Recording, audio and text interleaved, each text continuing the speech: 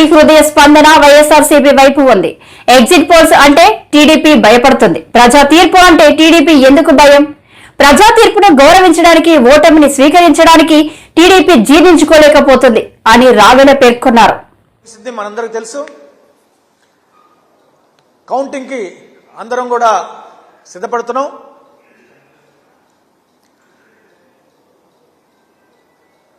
ప్రజలందరూ కూడా ఆంధ్రప్రదేశ్ రాష్ట్రానికి మరొకసారి జగన్మోహన్ రెడ్డి గారు ముఖ్యమంత్రి కావాలని ఎదురు చూస్తున్నటువంటి క్షణాలు ఇవి. ఆంధ్రప్రదేశ్ రాష్ట్ర ప్రజలు, ముఖ్యంగా ఎస్సీ, ఎస్టీ, బీసీ, మైనారిటీలు, పేద వర్గాలందరూ కూడా జగన్మోహన్ రెడ్డి గారు ముఖ్యమంత్రి అయి ఆయన సంక్షేమ పరిపాలన, అభివృద్ధి పరిపాలన 10 ఏళ్ల పాటు కొనసాగాలని చెప్పేసి ప్రజలందరూ కూడా ఎదురు చూస్తా ఉన్నారు. ఇప్పటికే స్పష్టమైనటువంటి తీర్పునిచ్చారు. ఏదైతే ప్రజలు వైసీపీ పార్టీకి పట్టం కట్టి ప్రభుత్వాన్ని మళ్లీ ఎన్నుకోవడానికి ఇచ్చినటువంటి తీర్పు ఈవీఎంలలో, బ్యాలెట్ పేపర్లో, పోస్టల్ బ్యాలెట్లో భద్రంగా ఉంది. రేపు కౌంటింగ్ జరగబోయే 4వ తారీఖు నాడు ఇక లాంఛనంగా ప్రకటించడమే. అయితే ప్రతిపక్ష పార్టీలు, ఎన్డీఏ కూటమి ఒక పెద్ద రాజకీయ కుట్రకు సిద్ధమయ్యారు. ఓటమిని వాళ్ళు అంగీకరించలేక, ఓటమిని సహించలేక, రాబోయే ఓటమిని జీర్ణించుకోలేక ఒక కొత్త మైండ్ గేమ్ ఆడుతూ ఒక రాజకీయ కుట్రకు తెరదీసి ఎగ్జిట్ పోల్స్ సంస్థలని మేనేజ్ చేసి, మ్యానిపులేట్ చేసి తప్పుడు సర్వేలని ప్రకటిస్తూ, ఈ తప్పుడు సర్వేల ద్వారా ప్రజలను తప్పుదారి పట్టించడానికి, కౌంటింగ్ ప్రక్రియ వాళ్ళకు అనుకూలంగా మలుచుకోవడానికి, అధికార యంత్రాంగాన్ని దుర్వినియోగం చేయడానికి ఒక కొత్త మైండ్ గేమ్, రాజకీయ కుట్రతో కూడినటువంటి మైండ్ గేమ్ మొదలుపెట్టారు. సోషల్ మీడియాలో సర్క్యులేట్ చేస్తా ఉన్నారు. 40 సంస్థలు, సర్వే సంస్థలు వాళ్ళ ఎగ్జిట్ పోల్స్ ని ప్రకటిస్తే వీటిల్లో 40 సంస్థలు కూటమికి అనుకూలంగా ఉన్నాయట. కేవలం 5 సంస్థలు మాత్రమే వైసీపీకి అనుకూలంగా వాళ్ళ అభిప్రాయాలను వెళ్లబుచ్చారని చెప్పేసి ఒక తప్పుడు సమాచారాన్ని, కుట్రపూరిత సమాచారాన్ని ప్రచారం చేస్తూ రాబోయే ఫలితాలను ప్రభావితం చేయడానికి ప్రయత్నాలు జరుగుతూ ఉన్నాయి.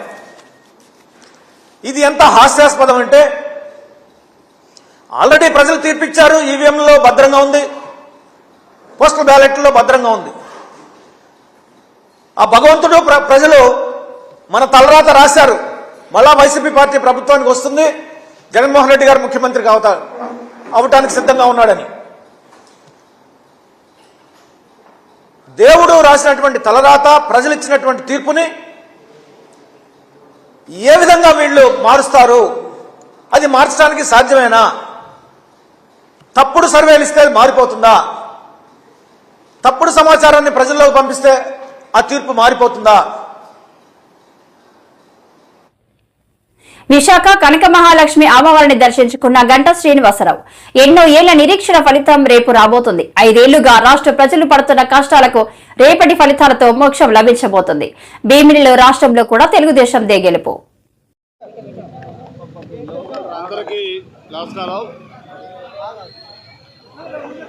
ఈరోజు విశాఖపట్నం ఎలవేల్పు మనందరం కూడా ఎంతో ఆరాధించే కనకమహాలక్ష్మి వారి యొక్క దర్శనం చేసుకొని ఆ తల్లి ఆశీస్సులు తీసుకోవడం జరిగింది.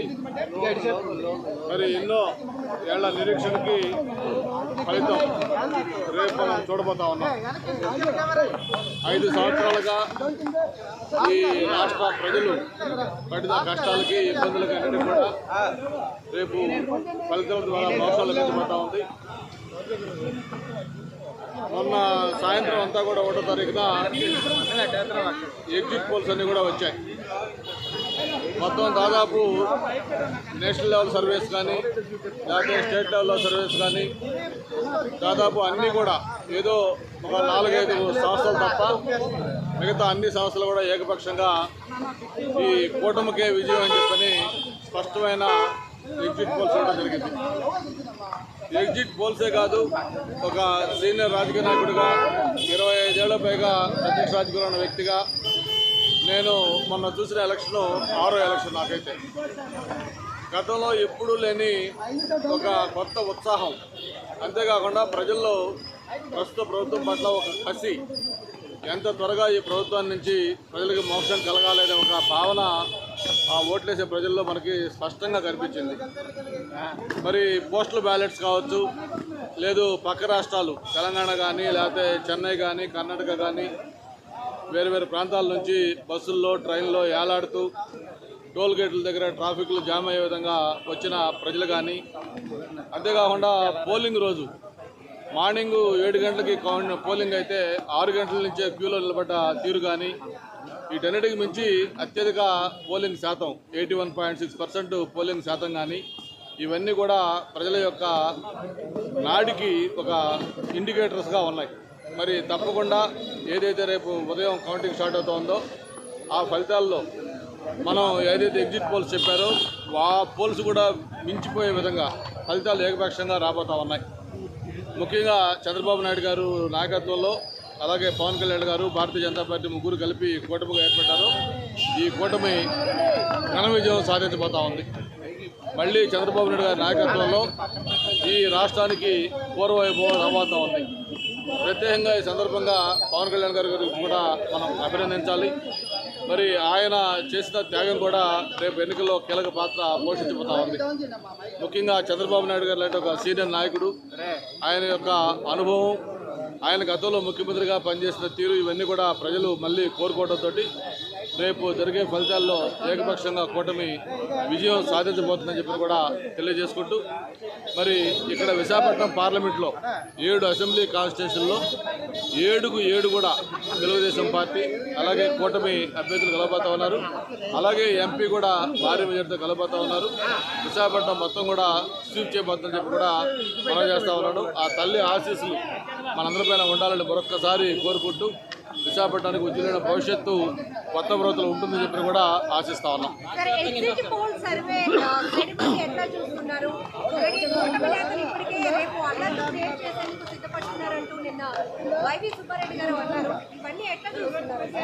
ఇక్కడ కూటమి నేతలు అల్లర్లు సృష్టిస్తారా లేకపోతే వైసీపీ అల్లర్లు సృష్టిస్తారో మనం వేరేగా చెప్పనవసరం లేదు. మొన్న ఏదైతే ఈరోజు ప్రభుత్వంలో అన్నీ తానే వ్యవహరిస్తున్న సజ్జల రామకృష్ణారెడ్డి గారు మాట్లాడిన మాటలు చూశారు. 28 జూలై 2021 విశాఖ జిల్లా కలెక్టర్ గా డాక్టర్ మల్లికార్జున బాధ్యత చేపట్టారు. వైసీపీ పెద్దలకు భూములు అప్పజెప్పే పనులు చక్కబెట్టారు. CM Jagan, CS Jawahar Reddy, collector మల్లికార్జునది ఒకే జిల్లా, కడప జిల్లా అని పీతలమూర్తి యాదవ్ అన్నారు. Doctor KS Jawahar Reddy chief secretary గారి సేవలో, ధనంజయ రెడ్డి గారి సేవలో, భారతీ రెడ్డి గారి సేవలో, విజయసాయి రెడ్డి సేవలో, వైవి సుబ్బారెడ్డి సేవలో తరిస్తున్న మాట వాస్తవం కాదా? కడప వాళ్ళకే కొమ్ము కాయడానికే ఈ యొక్క కలెక్టర్ మల్లికార్జున్ని ఇక్కడ తీసుకొచ్చిన మాట వాస్తవం కాదా? విశాఖ జిల్లా చరిత్రలో ఈ కలెక్టర్ హయాంలో జరిగినటువంటి భూదోపిడి ఇప్పటి వరకు కూడా గత జిల్లా కలెక్టర్లు ఎవరు కూడా ఇంత పెద్ద ఎత్తున జరగలేదు. ఉమ్మడి రాష్ట్రంలోనే కాదు, దేశంలోనే కేంద్ర బాధ్యతలు వహిస్తున్నటువంటి ఐఏఎస్ అధికారుల చరిత్రలో ఉమ్మడి రాష్ట్ర ఆంధ్రప్రదేశ్లో కూడా కలిపి చెప్తున్నా, మన రాష్ట్ర chief secretary KS Jawahar Reddy చేసినంత అత్యంత అవినీతిపరుడుగా ఉన్నటువంటి వ్యక్తి ఈ డాక్టర్ కేఎస్ జవహర్ రెడ్డి కాదా అని చెప్పి అడుగుతా ఉన్నాం. ఐఏఎస్ మొత్తం అందరూ కూడా, భారతదేశంలో ఉన్న వాళ్ళందరూ కూడా ఎప్పుడు కూడా ఇంత పెద్ద అవినీతి ఆరోపణలు ఎదుర్కొంటున్నటువంటి ఒక ఐఏఎస్ అధికారి, అది చీఫ్ సెక్రటరీ ఈ భారతదేశంలో లేరు. ఐఏఎస్ గా ఉన్నటువంటి అధికారి ఐఆర్ఎస్ అని, జీ హుజూర్ అని సేవ చేసే దాంట్లో క్రమంలో భాగంగా యథేచ్ఛగా జవహర్ రెడ్డి సేవలో, జవహర్ రెడ్డి బినామీ సేవలో తరించారని చెప్పి చెప్పడానికి ఇది నిదర్శనం కాదా అని చెప్పి మేము అడుగుతా ఉన్నాం. మీరు చూడండి, భోగాపురం చుట్టుపక్కల, భోగాపురం ఇంటర్నేషనల్ ఎయిర్పోర్ట్ చుట్టుపక్కల 30 కిలోమీటర్ రేడియస్ లో పూసపాట్రే కావచ్చు, రణస్థలం కావచ్చు, ఇటు ఆనందపురం, ఇటు పెందుర్తి కావచ్చు, భీమిలి కావచ్చు, పద్మనాభం, ఈ చుట్టుపక్కల ప్రాంతాలు ఉన్నటువంటి అత్యంత విలువైనటువంటి అసైన్ ల్యాండ్స్ ని దళిత, పేద, నిరుపేదల, బడుగు బలైన వర్గాలు చెందినటువంటి అసైన్ భూముల్ని, డీ పట్టాల్ని డాక్టర్ కేఎస్ జవహర్ రెడ్డి బినామీలు, అలాగే మంత్రులు, వైసీపీ మంత్రులు, ఎమ్మెల్యేలు బినామీలు రాయించేసుకున్నారు. రాష్ట్రంలో ఉన్నటువంటి 9 లక్షల ఎకరాలు ఏదైతే కలెక్టర్ గారు చెప్పారో అవి కూడా ఎంత మేరకు రిజిస్ట్రేషన్ అయినాయి, ఎక్కడ కూడా ఫ్రీ హోల్డ్ సర్టిఫికెట్లో జారీ చేసిన వాటిల్లో విశాఖ, విజయనగరం జిల్లాలో రిజిస్ట్రేషన్ అయినంత శాతం ఈ రాష్ట్రంలో ఎక్కడ జరగలేదన్నది మేము చెప్తా ఉన్నాము.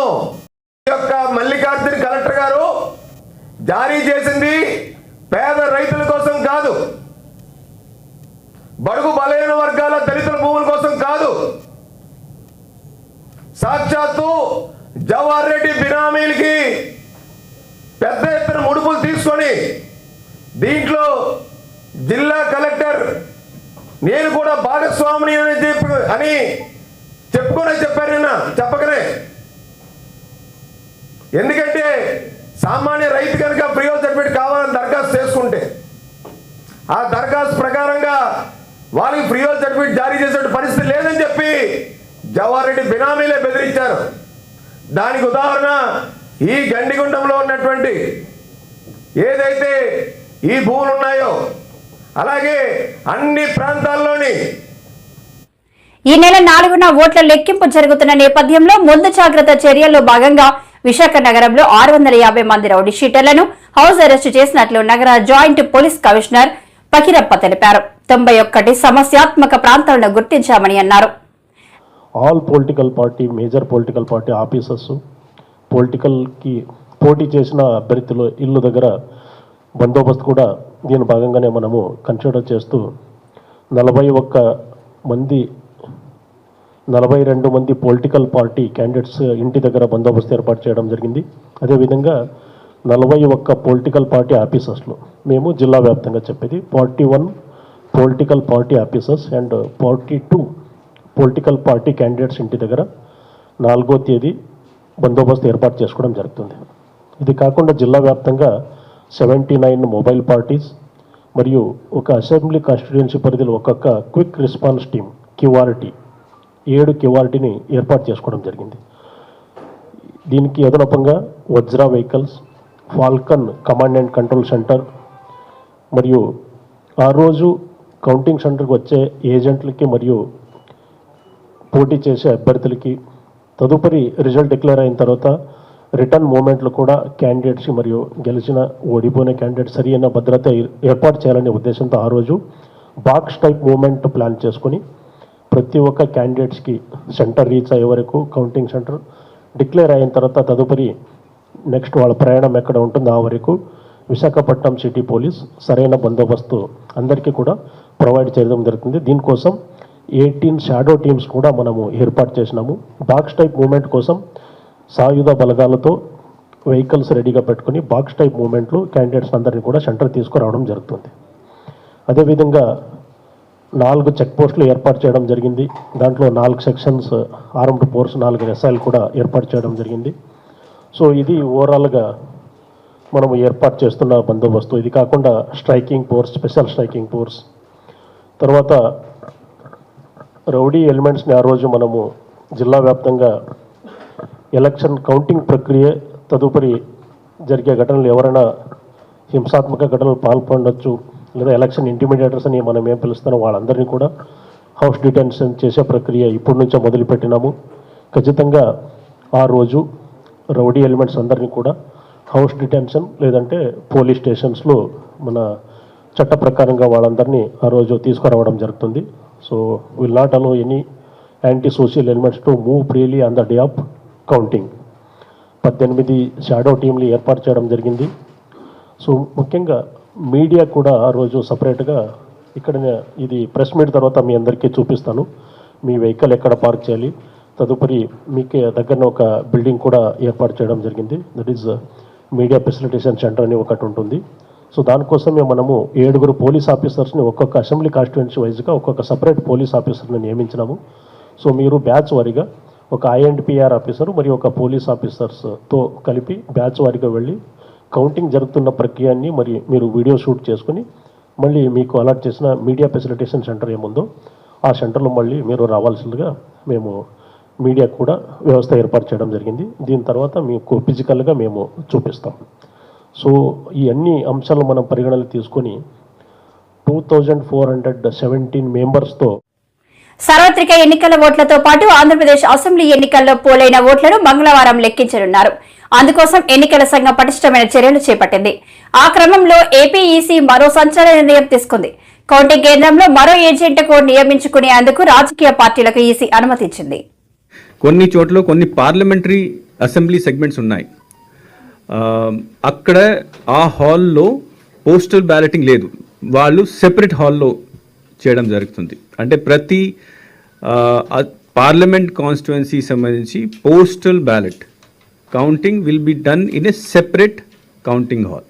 సో కాబట్టి ఇట్లాంటి కౌంటింగ్ హాల్లో where there is no postal ballot counting is going on, అక్కడ 8 o'clock నుంచే మనము ఈవీఎం బ్యాలెట్ కౌంటింగ్ స్టార్ట్ అయిపోతుంది. So have you understood this point? wherever in the hall, if postal ballot counting is also going on, akkada first postal ballot start avutundi 8, tarvata 8:30 nunchi EVM counting. కొన్ని చోట్ల counting హాల్లో postal ballot counting జరగడం లేదు, అది సెపరేట్గా వేరే హాల్లో జరుగుతుంది. ఎట్లాంటి కౌంటింగ్ హాల్స్లో wherever no postal ballot counting is going, అక్కడ 8 నుంచే ఈవీఎం బ్యాలెట్ కూడా స్టార్ట్ అయిపోతుంది. అంటే జనరల్గా అసెంబ్లీ సంబంధించి కౌంటింగ్ హాల్స్ అన్ని కౌంటింగ్ హాల్స్లో అసెంబ్లీ కాదు, అసెంబ్లీ సెగ్మెంట్ అంటే పార్లమెంట్ అసెంబ్లీ కాన్స్టిట్యుయెన్సీ కౌంటింగ్ హాల్లో అక్కడే పోస్టల్ బ్యాలెట్ కౌంటింగ్ కూడా జరుగుతుంది.